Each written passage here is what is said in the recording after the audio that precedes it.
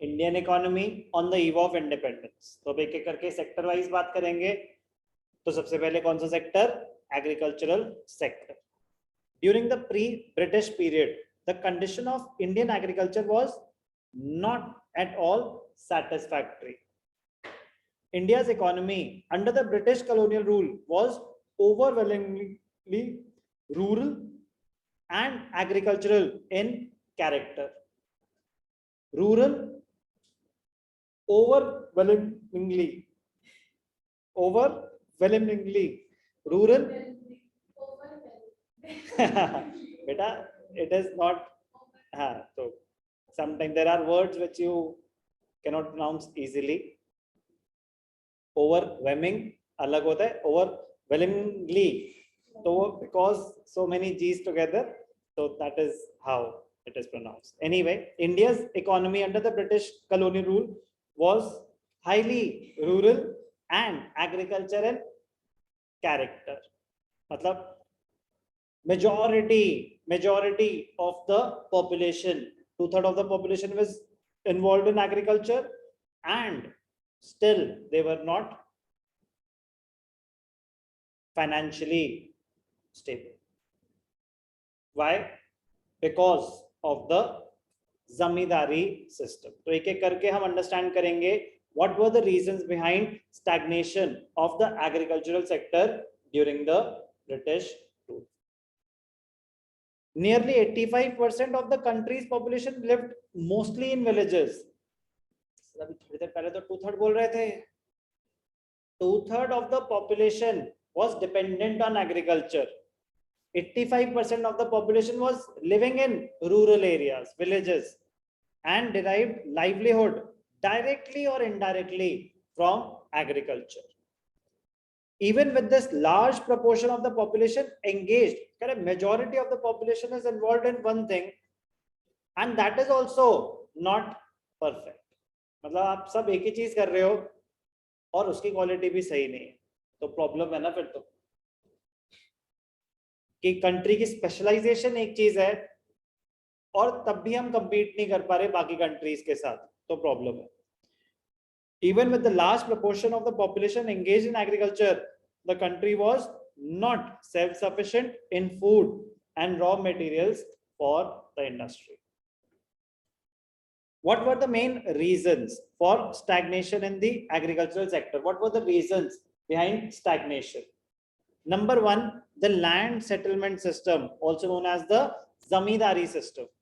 The most important reason for stagnation in agricultural sector was the introduction of the zamindari system by the colonial government. Britishers ने क्या करा? जमींदार appoint कर लिए. आपको appoint करा जमींदार, आपको बोला कि मैं आपको ये 5 किलोमीटर ऑफ लैंड दे रहा हूं, इस रेडियस में जितनी भी लैंड आ रही है वो सारी आपकी हुई, मैं आपसे लगान लूंगा, ठीक है ना. एक फिक्स रेट सेट कर दिया, ये जमीन हुई आपकी. अब आप आगे फार्मर्स को अलाउ करेंगे फार्मिंग करने के लिए, आप अपने मन से जितना मर्जी चाहे आप उनसे लगान वसूल करें. मैं ब्रिटिश गवर्नमेंट हूं, मैं फार्मर से इंटरैक्ट नहीं करूंगा, मैं किससे लूंगा लगान? आपसे लूंगा. मैंने आपका लगान फिक्स कर दिया, अब आप वो कलेक्ट कर पाए या ना कर पाए उससे मेरा कोई लेना देना नहीं. तो जो भी उस टाइम पे राजा महाराजा होते थे उनको जमींदार बना दिया था, उनको लैंड अलॉट कर दी थी कि इस एरिया की कलेक्शन आप करेंगे. Under this system, the profits accruing out of agricultural sector went to the zamindars in the form of lagan. तो farmers लगान देते थे किसको? जमींदार को. जमींदार आगे किसको देता था? British government. तो सर इसमें फिर जमींदार का क्या फायदा? ब्रिटिश गवर्नमेंट एक रेट फिक्स कर देती थी कि हम आपसे लेंगे 100 रुपए, आप आगे 120 लो या 150 लो या कुछ ना लो, वो हमारी सरदर्दी है ही नहीं. तो इसे कहते हैं सबलेटिंग. आज की डेट में भी होता है कि जैसे फॉर एग्जांपल यहाँ राजहंस है हरियाणा टूरिज्म का, तो राजहंस ने क्या किया? अपना स्पोर्ट्स आउटसोर्स कर दिया. जिम, तो आपने उनका जिम ले लिया लीज पे, तो आप फिक्स लीज रेंट देंगे राजहंस को, आप आगे जितने मर्जी मेंबर्स बनाएं, जितनी मर्जी कलेक्शन करें, वो उनकी सरदर्दी नहीं है. आप फिक्स्ड अमाउंट पे करेंगे उनको। तो ऐसे ही जमींदार फिक्स्ड लगान पे करता था ब्रिटिश गवर्नमेंट को, वो आगे कलेक्ट करता था किससे? फार्मर्स से। तो सर इसमें दिक्कत क्या है? The main interest of the zamindars was only to collect lagan regardless of the economic condition of the cultivator. तो पहली बात, जो cultivators थे, were they the actual owners of the land? जो cultivators थे, farmers थे, were they the actual owners of the land? No.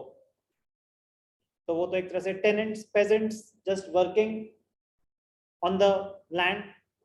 जो उनका प्रोड्यूस होता था उसमें से मेजॉरिटी लगान में ही चला जाता था, तो कुछ जो बचता था वो अपनी फैमिली के लिए यूज होता था, सेल्फ कंजम्पशन के लिए।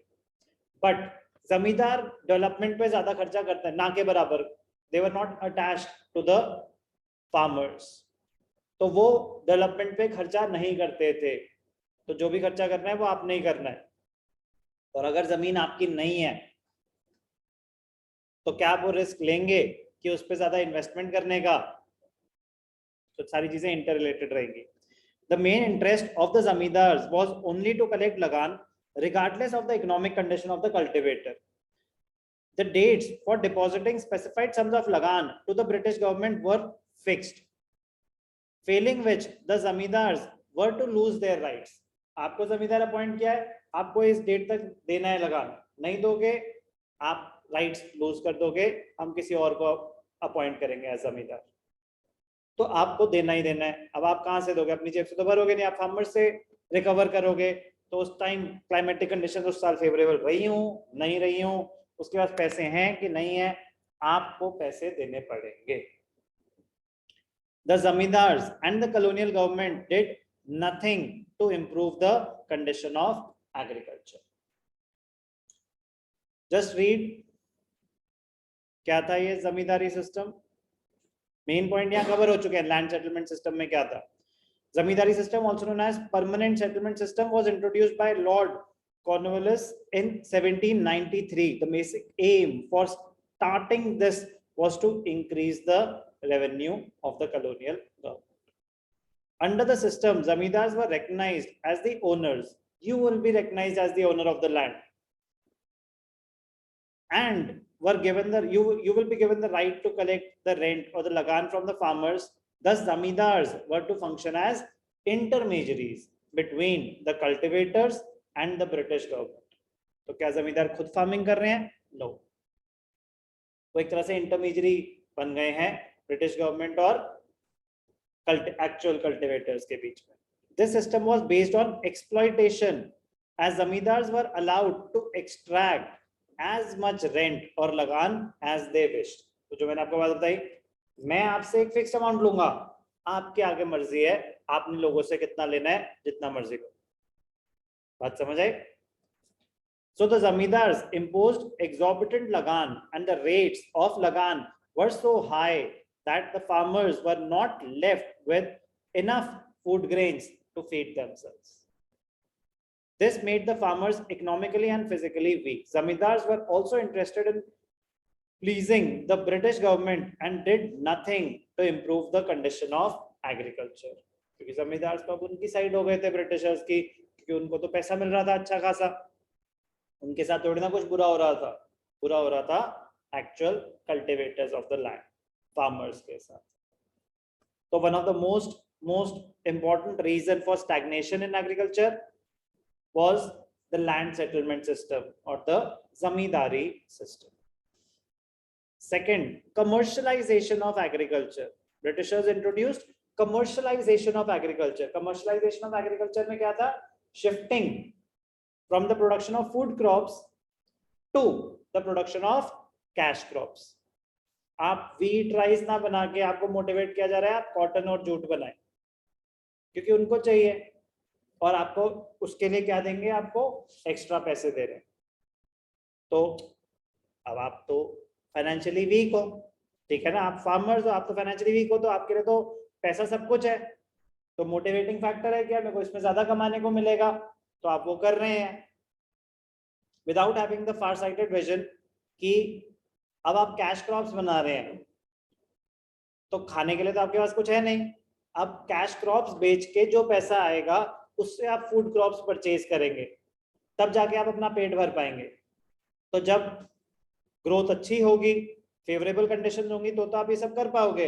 बट जब अनफेवरेबल होंगी तो आपके पास इतना भी नहीं होगा कि आप अपना खाना भी पूरा कर पाए। जब आप खुद ही बना रहे थे फूड क्रॉप्स तो अपना खाना तो खा ही लेते थे, अब वो रिस्क आ गया। तो commercialisation of agriculture means production of crops for sale in the market rather than for self consumption. Commercialization for economic benefit. During the British rule, farmers were given higher price for producing cash crops like cotton or jute. However, this did not improve the economic condition. कह रहे तो चलो cash crops है तो पैसा तो कमाया होगा। कह रहे this did not improve the economic condition of farmers because instead of producing food crops, they were producing cash crops which were to be ultimately used by the British industries. Thus, British rule promoted shifting of crops from food crops to cash crops. Commercialization of agriculture resulted in famines. Frequent droughts, सूखा पड़ने की वजह से अगर आपके पास food grains हैं तो storages हो सकती हैं, रिजर्व्स हो सकते हैं, बफर स्टॉक्स हो सकते हैं। अगर आपके फूड ग्रेन्स ही अब कम हो गई प्रोडक्शन, तो अगर किसी भी टाइम सूखा पड़ गया, रेनफॉल फेवरेबल नहीं हुई, तो क्या होगा? खाने के लिए खाना होगा क्या? नहीं होगा, क्योंकि आप तो पहले बहुत कम बना रहे थे। आप तो कैश क्रॉप्स में आपके रिसोर्सेज ज्यादा अलॉटेड थे, तो उसकी वजह से काफी सारी डिजीजेस फैलती थी, क्योंकि सूखा पड़ गया, खाने को खाना नहीं है, तो काफी सारे लोग भूखे मर रहे। During the British rule, agriculture was commercialized. The purpose was not the economic development of India. The purpose was to treat them as a feeder economy, to procure raw materials for the factories in Great Britain. During the British rule, agriculture was commercialized to cater to the needs of the British industries for the necessary raw materials. The British industrialists were always in need of raw material like cotton, jute, groundnut, sugarcane to keep their factories running. By offering high prices, the Indian peasants were attracted to production of commercial crops instead of food crops. The extent of commercial agriculture went so far as to make many peasants purchase their food requirements from shops in towns. This fall in production of food crops was responsible for frequent famines in India during the British days. So ये बहुत important point है. Commercialization of agriculture led to frequent famines. What were the reasons behind stagnation of the agricultural sector at the time of independence or during British rule? Number one was the land settlement system. Number two, commercialization of agriculture. Number three, low level of productivity. जैसे कि मैंने आपको बताया, जमींदार खुद तो farming कर नहीं रहे थे, कल्टीवेटर्स थे आगे, और लैंड कल्टीवेटर्स की नहीं थी, तो ना तो उनके पास पैसे थे, ना ही मोटिवेशन और इंसेंटिव था लैंड पे ज्यादा खर्चा करने का, लेटेस्ट टेक्नोलॉजी यूज करने का, एडवांस्ड टेक्निक्स यूज करने का, लेटेस्ट मशीनरी यूज करने का, या फर्टिलाइजर्स यूज करने का। तो उसकी वजह से क्या हुआ? लो level of productivity. Low level of productivity का मतलब होता है कि सेम लैंड में मैं 15 बच्चे बढ़ा रहा हूँ, सेम लैंड में 2 बच्चे बढ़ा रहा हूँ, तो अगर कम बढ़ा रहा हूँ तो मेरी प्रोडक्टिविटी लो है। तो सेम एरिया में आप कितना आउटपुट बना रहे हैं, ज्यादा बना पा रहे हैं तो आपकी प्रोडक्टिविटी हाई है, कम बना पा रहे हैं तो आपकी प्रोडक्टिविटी लो है। तो low level of productivity, we are talking about efficiency. Low levels because of low levels of technology, lack of irrigation facilities and negligible use of fertilizers. 3 reasons थे low level of productivity के. Low level of technology, lack of irrigation facilities and negligible use of fertilizers resulted in low level of productivity. The cultivator had neither the means nor any incentive to invest in agriculture. The zamindar had no roots in the villages, while the British rule spent little on agriculture, technical or mass education. The zamindar had no roots, no attachment with the villagers. तो वो नहीं खर्च करते थे और Britishers को तो वैसे कोई इंटरेस्ट नहीं था इंडिया की ग्रोथ में. तो zamindar had no roots in the villages, while the British spent little on agriculture, technical or mass education. All this made it difficult to introduce modern technology, which caused a perpetually low level of productivity. Last reason for stagnation in the agricultural sector, scarcity of investment. Interrelated at third point say, India's agriculture was facing scarcity of investment in terracing, flood control and drainage. Although some farmers changed their cropping pattern from food crops to commercial crops, but a large section of tenants, small farmers and sharecroppers neither had the resources nor the technology nor the incentive to invest in agriculture. Sharecroppers क्या होते हैं? जो आपकी land पे काम कर रहे हैं, अपनी लैंड नहीं है, जितना भी प्रोड्यूस होगा उसमें से कुछ आपको दे देंगे, कुछ खुद खा लेंगे. तो कह रहे वो बेचारे फाइनेंशियली वीक है, कहाँ उनके पास अपनी जमीन नहीं है, वो शेयर कर रहे हैं किसी और के साथ, तो कहाँ वो इन्वेस्टमेंट कर पाएंगे. जमींदार नो रूट्स, तो वो कुछ पैसे नहीं लगा रहे थे. ब्रिटिश गवर्नमेंट का फोकस ही नहीं था इंडियन ग्रोथ, इंडियन इकोनॉमी की ग्रोथ, तो इन्वेस्टमेंट के लेवल्स बहुत लो थे. So what were the reasons behind stagnation of agricultural sector? Number 1, land settlement system or the zamindari system.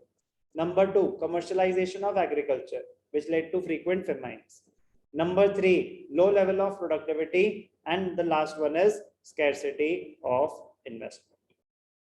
याद होने चाहिए, important question.